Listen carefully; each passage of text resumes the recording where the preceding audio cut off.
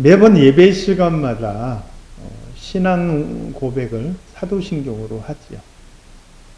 제가 늘 멘트할 때마다 사도신경으로 우리의 신앙을 고백하겠습니다, 이렇게 이야기를 해요. 여기서 메인이 되는 것은 사도신경이라기보다는 신앙 고백이죠. 우리는 매 주일마다 예배 드리면서 우리의 신앙을 고백하는 거예요, 주님한테. 근데 그 신앙을 고백하는데 무엇으로 고백을 하느냐? 사도신경이라는 것으로 우리의 신앙을 고백하는 거예요. 그래서 오늘부터 우리가 사도신경에 대해서 조금 더 자세하게 좀 살펴볼 생각입니다. 먼저 우리가 이쪽에다 해야 되나요?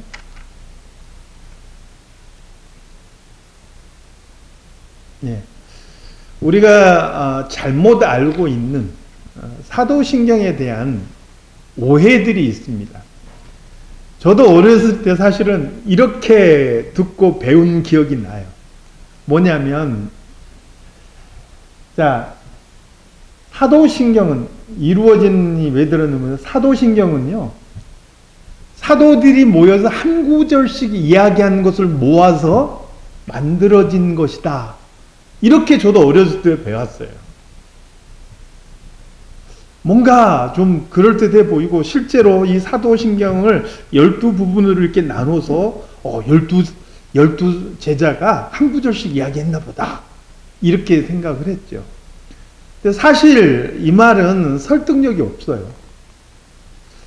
사도행전 12장 1절에서 2절 보니까요, 그때 헤롯 왕이 손을 들어 교회 중에서 몇 사람을 헤아려 하여 요한의 형제 야고보를 칼로 죽였다, 이렇게 말씀하죠.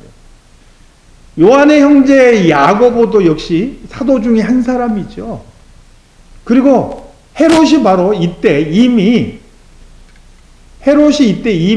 야고보 사도를 칼로 죽였고요. 이어서 베드로조차 죽이려고 감옥에 가둔 그런 사건을 보게 돼요. 12 제자 중에 벌써 한 명이 순교를 당한 거예요. 그것뿐만 아니라 박해가 시작되자 12 사도들이 뿔뿔이 다 흩어져서 각처 곳곳에서 복음을 전하는 모습을 보게 돼요. 한 자리 모여서 야, 우리 신앙 고백을 하나 만들자, 이럴 틈이 없었다는 거예요. 그러므로 사도신경은 사도들이 만들었다, 사도들이 모여서 한 구절씩 해서 사도들이 만들었다, 이것은 잘못된 이야기라는 거죠. 단지 이 사도신경이 사도적인 권위가 있는 그런 신앙 고백이다, 이런 의미로 사도신경이다, 이렇게 이야기를 하는 것이죠. 두 번째, 사도신경은 주기도문과 같이 반드시 우리가 고백해야 될 절대적인 것이다, 이렇게 주장하는 사람들이 있어요. 심지어 예배 시간에 사도신경을 고백하지 않으면 그건 이단이다, 이렇게 말하는 사람도 있어요. 그리고 신앙 고백은 반드시 사도신경이어야 된다, 이렇게 말하는 사람도 있어요. 근데 여러분, 사도신경과 주기도문을 우리가 좀 구분할 필요가 있어요. 자, 주기도문은요, 마태복음 6장 9절에서 13절에 보면 주님께서 가르치신 기도문으로 나와요. 예수님께서 기도하시는 모습을 보고 제자들이, 예수님, 우리에게도 기도하는 것을 가르쳐 주세요. 그랬더니 예수님께서 제자들에게 너희는 이렇게 기도하라. 하늘에 계신 우리 아버지여, 이름이 거룩히 여김을 받으시오.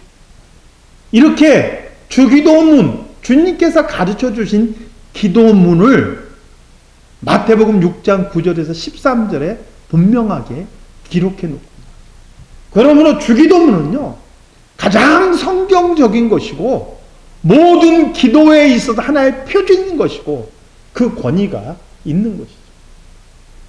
이것은 다른 것으로 바꿀 수 있는 게 아닌 거예요. 그러나 사도신경이라는 것은요, 하나의 신앙 고백문이에요. 이것은 사도적인 권위가 있는 것이지만 성경에 기록된 내용이 아니란 말이에요. 우리의 신앙을 어떻게 고백할까 해서 그 고백의 내용을 하나로 묶어놓는데 이게 권위가 있다 해서 사도신경이라고 이야기한 거예요. 절대적인 것이 아니에요.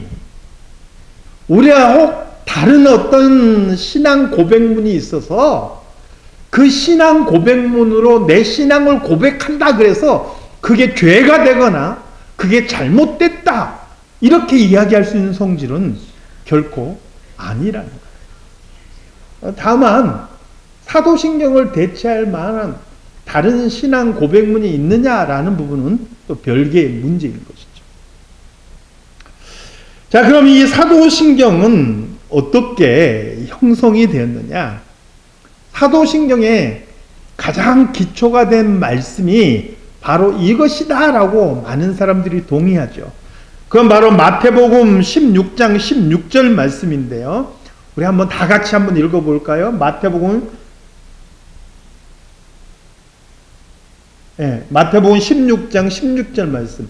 자, 시작.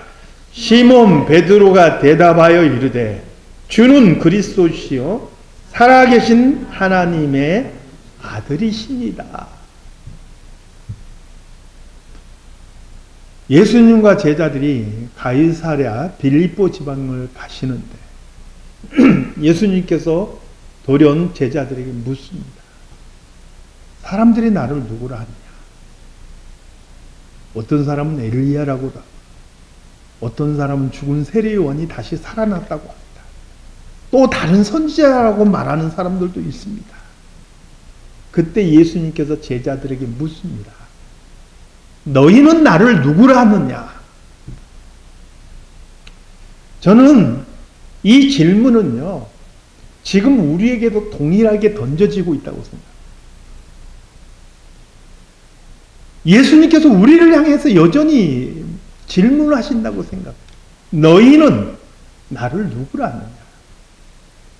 사랑하는 성도 여러분, 우리가 교회에 나오고 예배 드리고 예수님 믿는다고 막 하는데 여러분, 나는 예수님을 누구라고 생각하고 있습니까?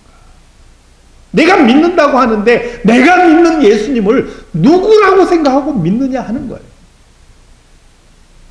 바로 그때 베드로가 대답하고 주는 그리스도시요 살아계신 하나님의 아들이십니다.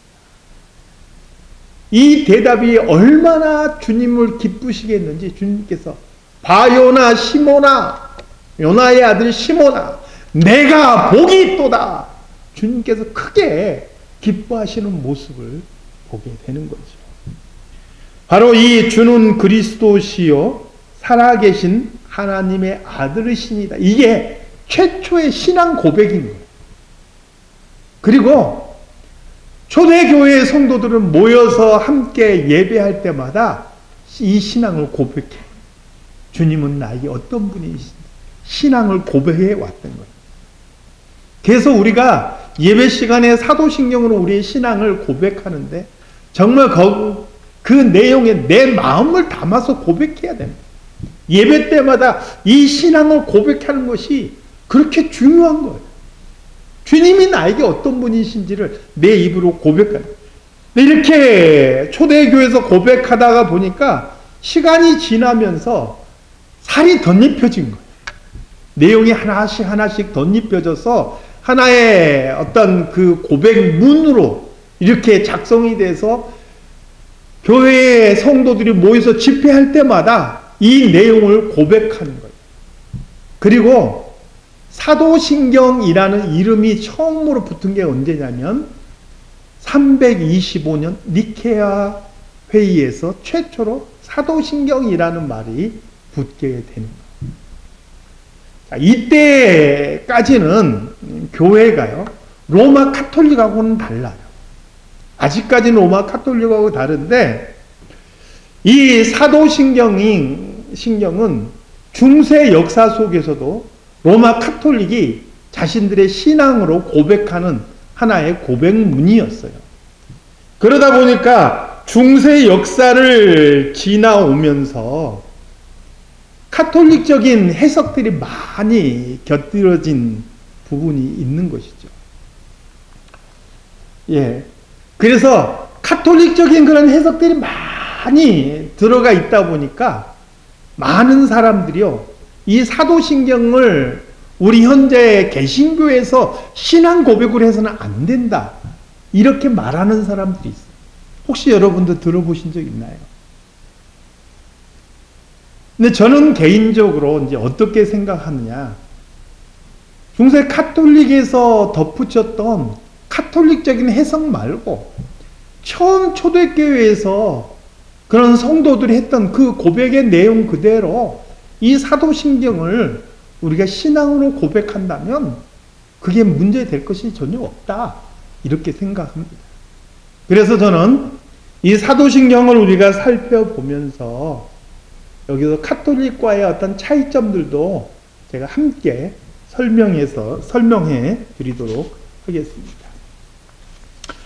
자, 그러면 이 사도신경은 어떻게 구성되어 있느냐? 크게 세 부분으로 구성되어 있다 볼 수 있는데요.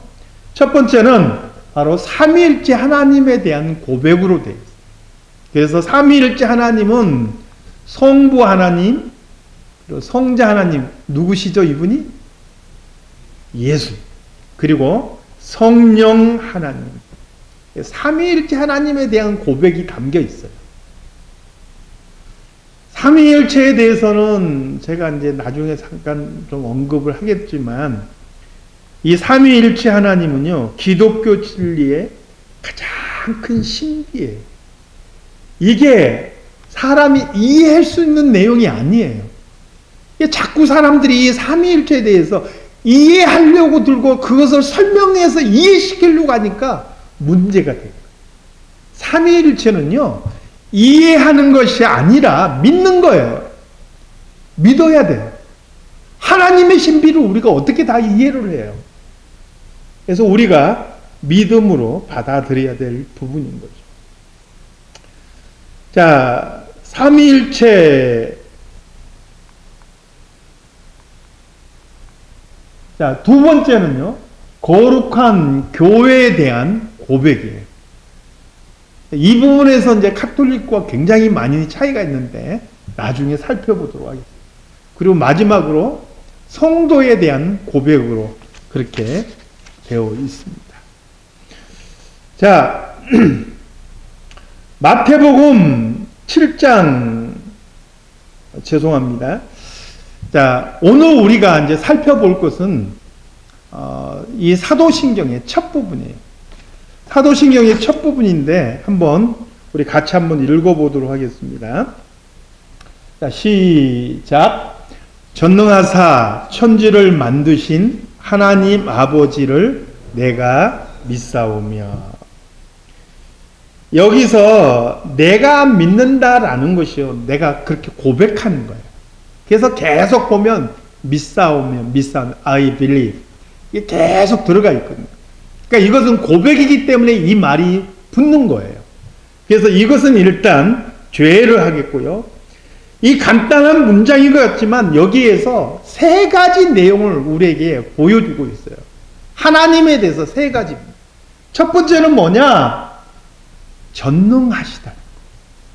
두 번째는 천지를 만드셨다. 마지막 세 번째는 하나님이 바로 우리 아버지가 되신다.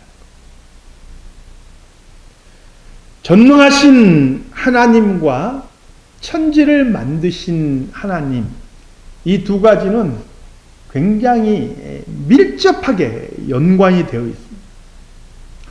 하나님의 전능하심을 믿으면요, 그분이 말씀으로 천지를 창조하셨다는 것도 믿을 수가 있는 거예요. 하나님께서 전능하시기 때문에 그분이 세상 만물을 창조하셨다라는 거예요. 이걸 믿는 거예요. 하나님의 전능하심을 못 믿기 때문에 어떻게 그게 가능해? 어떻게 6일 동안 그게 그렇게 지어질 수 있어? 의심할 수밖에 없는 거예요. 그러나 하나님의 전능하심, 능치 못할 일이 없다라는 걸 믿는 사람들은요, 그분이 말씀으로 6일 동안 세상을 창조하셨다는 것도 믿게 된다는 거예요. 그래서 창조라는 것 자체가 설명하는 게 아니에요. 창조는 설명하는 것이 아니고 믿음으로 받아들이는 거예요. 히브리서 11장 3절 말씀 보니까 우리 한번 같이 읽어볼까요? 시작. 믿음으로 모든 세계가 하나님의 말씀으로 지어진 줄을 우리가 아나니 보이는 것은 나타난 것으로 말미암아 된 것이 아니니라.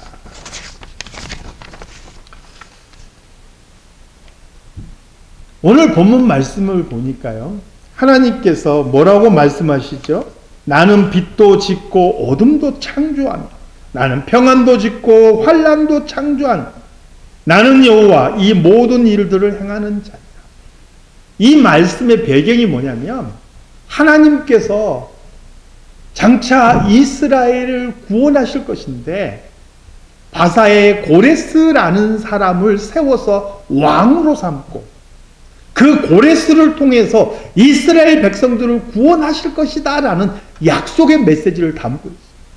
놀라운 것은 뭐냐면 아직 고레스라는 사람이 나오지도 않았어요. 바사라는 나라가 세워지지도 않았는데 하나님께서 수백 년 전에 이미 고레스라는 사람의 이름을 언급하시면서 그 사람을 왕으로 세우시고 하나님의 백성들을 구원하실 것이다 라고 약속하고 있는 거예요. 믿어지지 않는 얘기죠. 어떻게 그런 일이 가능하냐고요? 하나님께서 말씀하시는 거예요. 나는 빛도 짓고 나는 어둠도 창조하며 평안도 짓고 환난도 창조하는 이 모든 일들을 행하는 자다. 바로 어떤 하나님이세요? 전능하신 하나님이다 하고 말. 그러므로 전능하신 하나님을 믿지 못하면 우리는 아무것도 믿을 게 없어요. 그러나 하나님의 전능하심을 믿으면요, 그분이 세상을 창조한 것도 믿을 수 있는 거예요. 그분이 우리를 구원하시는 것도 믿을 수 있는 거예요. 예수 그리스도께서 십자가에 죽으셨다가 3일 만에 다시 살아나는 이 사건 믿을 수가 있는 거예요. 이것을 믿지 못하면요, 그리고 자꾸 머리로만 이해하려고 들면 이제 무슨 일들이 생기냐, 자꾸 이제 설명하려고 들어요. 예수님께서 어떻게 3일 만에 다시 살아나? 그것은 죽은 것이 아니야. 피를 너무 많이 흘려서 기절했다가 선선한 동굴에 누워있으니까 그때서 정신을 차리신 거야. 그것을 사람들은 부활이라고 했어. 이런 식으로 설명하기 시작하는 거야. 그러나 하나님의 전능하심을 믿는 사람들은요, 바로 예수 그리스도께서 죽은 지 3일 만에 다시 살아났다는 것도 아멘으로 받아들입니다. 사랑하는 성도 여러분, 저나 여러분 모두 다 전능하신 하나님께서 이 세상 만물을 창조하시고 세상의 주인 되신다는 사실을 믿음으로 아멘으로 받아들이시기를 주님의 이름으로 축원합니다. 그런데 오늘 사도신경 우리가 읽은 부분에서 중요한 것은요, 바로 전능하셔서 세상을 만드신 이 하나님께서 우리의 아버지가 되신다. 할렐루야. 저는 그래서 마태복음 7장 9절에서 11절 말씀으로 이것을 좀 대신 설명해 보고자 합니다. 우리 함께 같이 읽어볼까요? 시작. 너희 중에 누가 아들이 떡을 달라 하는데 돌을 주며 생선을 달라 하는데 뱀을 줄 사람이 있겠느냐? 너희가 악한 자라도 좋은 것으로 자식에게 줄 알거든. 하물며 하늘에 계신 너희 아버지께서 구하는 자에게 좋은 것으로 주시지 않겠느냐?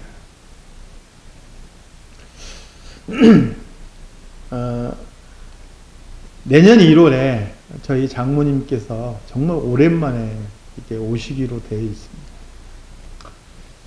저하고 장모님은 제가 결혼한 이후로도 꽤 오래 한 15년 이상을 같이 이렇게 살았는데요. 살다 보면 늘 좋은 때만 있는 게 아니라 서로 맞지 않아서 투닥투닥 할 때가 있어요. 근데 가만히 생각해 보니까 투닥투닥 할 때 주로 언제 많이 그런 일이 생겼냐면 밥 먹을 때 많이 그런 일이 생겼어요. 밥 먹을 때. 제가 반찬 하나 딱 집으면요. 그 반찬이 순식간 내 앞으로 딱 이동해 있어요. 그리고 또 이거 집으면 그게 또 내 앞으로 딱 와 있어요. 사실 그게 내가 좋아하는 것 잘 먹으라는 그런 그 배려의 마음인 걸 아는데 제 마음에서는 또 속상해요. 어머니 드시면 좋겠는데. 어머니도 드세요. 그러면 아 나는 이런 건 안 좋아해. 그래가지고 아니 저는 괜찮아요. 제가 알아서 먹을 테니까 어머니도 드세요. 이러다가 서로 투닥투닥 싸움이 다툼이 생깁니다. 그런데 최근에 저희 집사람을 보니까 닮아가는 것 같아요. 아이들이 좀 좋아하는 거 있으면 자기는 입맛이 떨어진대. 먹고 싶은 마음이 싹 가신다는 거예요. 가만히 생각을 해보니까 그게 자녀들을 향한 부모의 마음인 것 같아요. 자식들이 잘 먹으면 나는 먹지 않아도 배불러. 음식이 풍성하지 않으면 아이들이 좋아하는 것 같으면 그냥 입맛도 없어지죠. 이 부모의 마음이에요. 오늘 본문도 그렇게 이야기하잖아요. 악한 사람이라도 자기 자식에게는 좋은 것으로 주고 싶은 거예요. 자식이 고기 먹고 싶다 하는데 뱀을 줄 사람이 어디 있냐는 거예요. 떡을 먹고 싶다 그러는데 돌을 줄 사람이 어디 있냐는 거예요. 누구라도 자기 자식에게는 좋은 것으로 주고자 하지 않겠느냐는 거예요. 하물며 하늘에 계신 너희 아버지께서 구하는 자에게 좋은 것으로 주시지 않겠느냐. 성경은 말씀합니다. 여러분, 이 말씀의 앞부분이 어떤 말씀인지 아세요? 한번 우리 같이 읽어볼까요? 시작. 구하라 그리하면 너희에게 주실 것이요 찾으라 그리하면 찾아낼 것이요 문을 두드리라 그리하면 너희에게 열릴 것이요 구하는 이마다 받을 것이요 찾는 이는 찾아낼 것이요 두드리는 이에게는 열릴 것이니라. 전능하신 하나님, 말씀으로 천지를 창조하신 바로 그 하나님, 그 하나님이 우리 하늘 아버지가 되시는 구하는 이에게 좋은 것으로 주시지 않겠느냐. 여러분, 그래서 우리 삶 속에서요, 어떤 순간에도, 어떤 고비와 어떤 위기의 순간에도 우리 하나님 앞에 기도할 수 있는 성도들이 되시기를 바랍니다. 전능하신 하나님, 나의 아버지 되신 그분께서 우리의 기도를 들으시고 반드시 좋은 것으로 응답하실 줄 믿습니다. 오늘 우리가 이제 아까 특송을 들었는데요. 가만히 한번 가사를 잠깐 좀 음미해 보고 싶습니다. 전능하신 나의 주 하나님은 능치 못하실 일 전혀 없는데 세월이 지난다고 나이가 들었다고 능력이 떨어지신 게 하나님이 아니신 거예요. 시간을 창조하신 그분께서는 시간에 지배당하지 않으세요.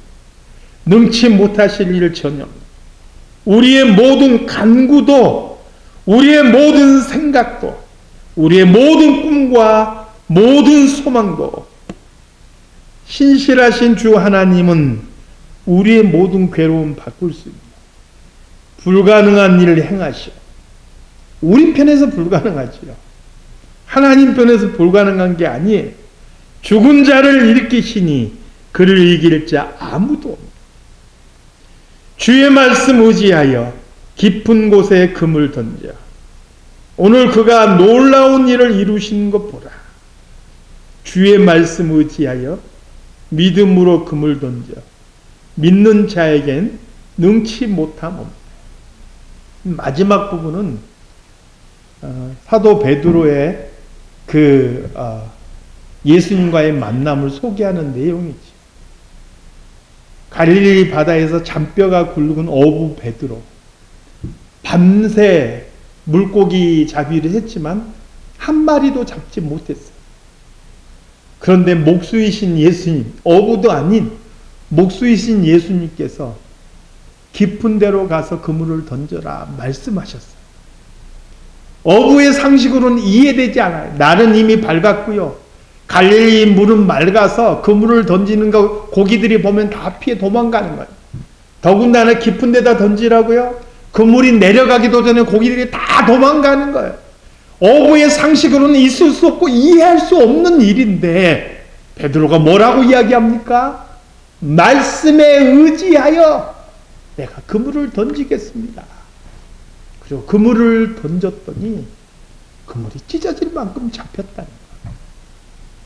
왜 이게 가능합니까? 우리 하나님은 전능하시기 때문에. 그 말씀에 의지하여 나가는 자에게는 능치 못할 일이 없는 줄로 믿습니다. 성경은요, 창세기부터 계시록까지 한결같이 우리가 믿는 우리 아버지 하나님은 전능하시다라고 우리에게 알려주고 있어요. 이 하나님의 전능하심을 믿지 못하는 자들은 의심하고 두려워하고 원망하고 불평하는 거예요. 그러나 전능하신 하나님을 믿는 사람들은요, 원망하거나 불평하지 않아요. 어려울수록 주님을 바라보는 거예요. 그 앞에 무릎을 꿇는 거예요. 그래서 히스기야는 내가 죽으리라 죽음 앞에 서서 벽을 향하여 하나님 앞에 기도했던 거예요.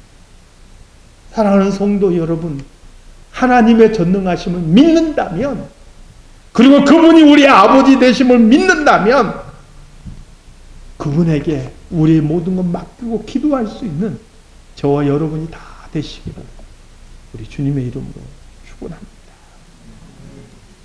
하나님 아버지, 우리가 매 예배 시간마다 전능하사 천지를 창조하신 하나님 아버지를 내가 믿사오며 고백하면서도 실제로 하나님의 전능하심을 믿지 못하며 그렇게 살아가고 있지 않은지 우리의 모습을 다시 한번 돌아봅니다. 하나님, 우리의 약함과 우리의 믿음 없음을 돌아보아 주시고 믿음 있는 자들이 되게 해 주시옵소서. 그래서 어떤 순간에라도 주님 앞에 무릎 꿇어 기도하는 성도들이 되게 하시고 구하는 자에게 좋은 것으로 주시는 우리 하나님 아버지의 그 은혜와 사랑을 맛보며 살아갈 수 있도록 도와주시옵소서. 거룩하신 예수 그리스도 이름으로 기도드리옵나이다. 아멘.